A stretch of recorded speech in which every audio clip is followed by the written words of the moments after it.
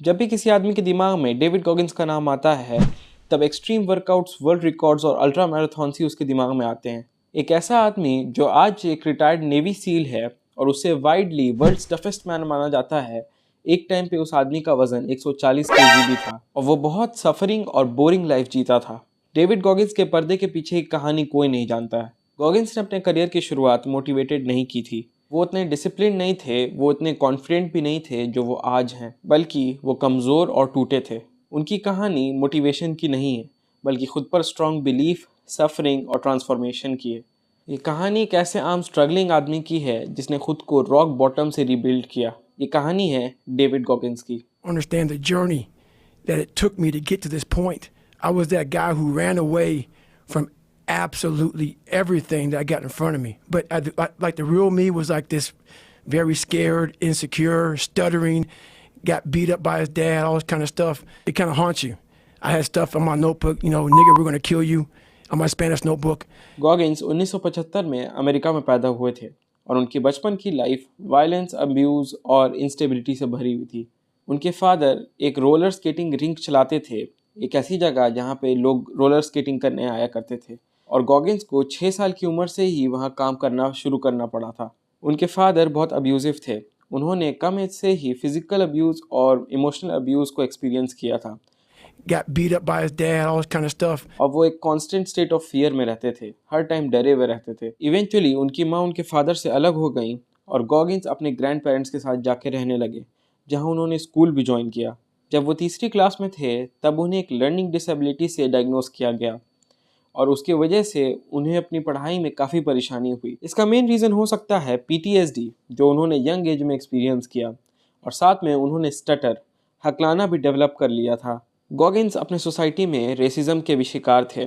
एक बार उन्होंने अपने कॉपी में लिखा हुआ देखा था, N word, we are gonna kill you. I had stuff on my notebook, nigga, we're going to kill you, on my Spanish notebook. They had that on my car, nigga, we're going to kill you. This is early 90s.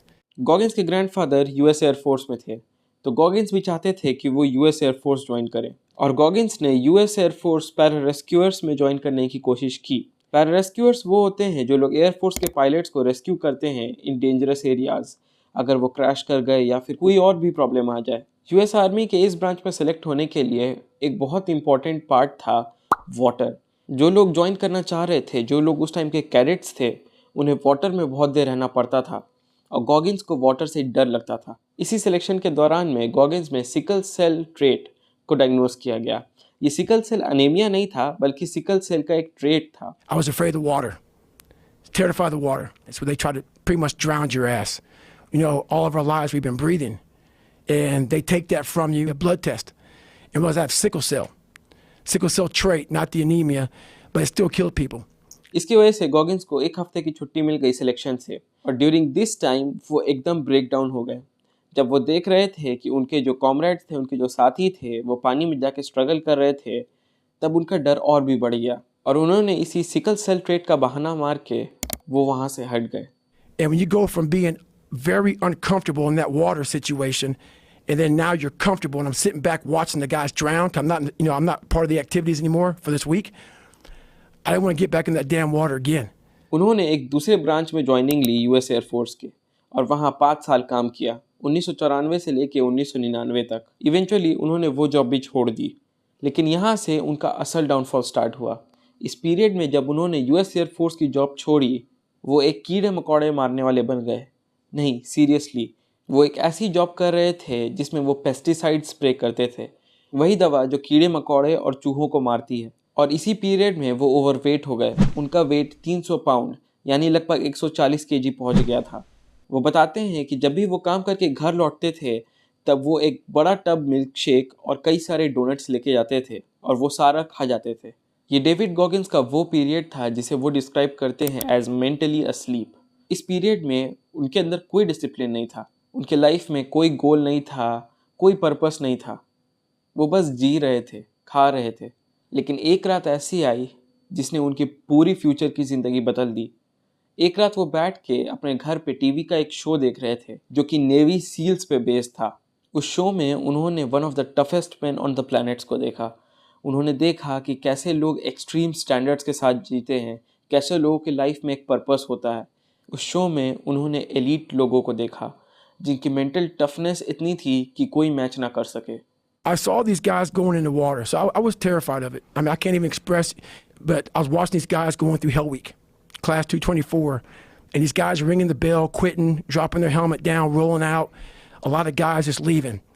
And it made me reflect on my fears, my insecurities. और उसी time उन्होंने decide कर लिया कि उन्हें एक navy seal बनना है। उन्होंने कई सारे रिक्रूटर्स को फ़ोन किया लेकिन सब ने ऑलमोस्ट मना ही कर दिया क्योंकि उनका वेट बहुत ज़्यादा था। नेवी सील बनने के लिए एक हाइट और वेट की लिमिट होती है। डेविड गॉगिंस उस टाइम 6 फुट 1 इंच थे और लगभग 300 पाउंड्स के थे, यानी लगभग 140 केजी। एक रिक्रूटर उनसे बात करने को मान गया और जब उन्होंने उससे बात की तो उन्हें पता चला कि उन्हें सिर्फ 3 महीने में 100 पाउंड घटाना है। एग्जैक्टली बोला जाए तो 106 पाउंड, यानी लगभग 48 से 50 केजी उन्हें घटाना होगा सिर्फ 3 महीने में। ये गोल बहुत बड़ा तो था लेकिन बिल्कुल इम्पॉसिबल नहीं था और इसके लिए उन्होंने एक स्टैंडर्ड सेट किया। रोज़ मुझे इतना दौड़ना है, रोज़ मुझे इतना कम खाना है, और उन्होंने एक पर्पस बनाया। अगले दिन ही वो दौड़ने निकले लेकिन वो एक मील भी अच्छे से दौड़ नहीं पाए। उन्होंने सोचा था कि इतना तो मैं दौड़ ही लूँगा क्योंकि वो पहले भी दौड़ते थे जब वो मोटे नहीं थे, लेकिन अब उन्हें समझ में आया कि ये कितना मुश्किल होने वाला है। जब वो जितना दौड़ना चाहते थे उतना नहीं दौड़ पाए तो वो अपनी माँ के घर चले गए और वहाँ जाके बैठ के रोने लगे। लेकिन गॉगिंस तो गॉगिंस हैं। उन्होंने 3 महीना एक्सट्रीम मेहनत की और वो 3 महीने के अंदर वेट लिमिट के अंदर आ गए। गॉगिंस की ये ट्रेनिंग बिल्कुल हेल्दी नहीं थी, ये डेस्परेशन था जो कि ऑब्सेशन से मिक्स था। Navy seal training one of the hardest military programs माना जाता है अराउंड द वर्ल्ड और गॉगिंस का असली टेस्ट अब शुरू हुआ। ये सील ट्रेनिंग उन्होंने कई बार फेल किया, कई बार निमोनिया की वजह से, कई बार फिजिकल ब्रेकडाउन की वजह से, और भी बहुत सारे रीजंस थे, लेकिन इन दी एंड उन्होंने सील ट्रेनिंग कंप्लीट की। इस मिलिट्री प्रोग्राम को कंप्लीट करने के बाद डेविड गॉगिंस बन गए 36वें African American Navy SEAL US history के। लेकिन जो लेसन उन्होंने सीखा वो टफनेस के बारे में नहीं था, वो एक आइडिया था जो वो बाद में बताते हैं, कैलेसिंग द माइंड। इसको आसान शब्दों में समझाएं तो जैसे लगातार वर्कआउट करने के बाद आदमी के हाथ रफ हो जाते हैं, वैसे ही लगातार सफरिंग झेलने के बाद आदमी का दिमाग भी टफ हो जाता है। मिलिट्री से रिटायर होने के बाद गॉगिंस धीमे नहीं हुए। उन्होंने कई सारी अल्ट्रा मैराथन्स की, कई सारे रेसेस किए और कई सारी एंड्योरेंस साइकिलिंग रेसेस भी की। गॉगिंस की फैमिली बैकग्राउंड में कोई भी रनर नहीं था। वो अपने फैमिली के पहले ऐसे आदमी थे जिन्होंने ऐसी ऐसी रेसेस कंप्लीट की जो एथलीट्स भी कंप्लीट नहीं कर पा रहे थे। एक ऐसे ही इवेंट में उन्होंने 100 मील दौड़ा और उसके बीच में वो ब्लड यूरिनेट कर रहे थे क्योंकि उनके किडनीज पे इतना स्ट्रेस था। डॉक्टर्स चाह रहे थे कि ये आदमी तो अपने आप को बर्बाद कर रहा है, इसे अब रोक देना है, लेकिन वो रुके नहीं। एटलीस्ट उस टाइम तो बिल्कुल नहीं रुके। कुछ लोग इन्हें इंस्पिरेशन मानते हैं और कुछ लोग ये भी मानते हैं कि ये कुछ ज़्यादा है, और कुछ हद तक दोनों बातें सही भी है। गॉगिंस को बहुत ज़्यादा मिसअंडरस्टैंड किया जाता है। गॉगिंस ये नहीं बोलते हैं कि मेरी तरह 100 मील दौड़ो, मेरी तरह 4000 पुलअप्स करो 17 घंटे में जिससे एक वर्ल्ड रिकॉर्ड बन जाए।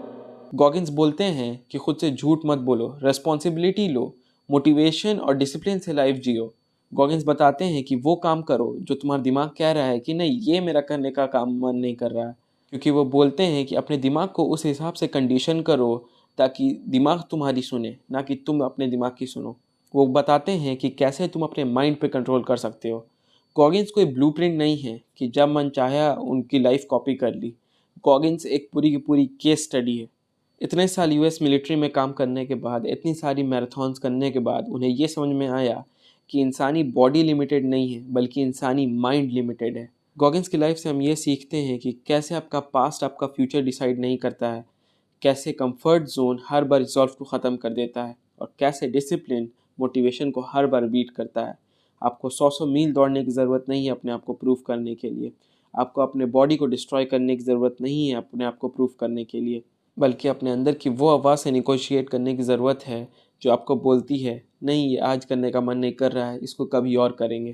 क्योंकि आपके लाइफ में आपका सबसे बड़ा अपोनेंट आपका वो वर्जन है जो आपको कंफर्ट जोन में रखना चाहता है। This was Hamza, signing off.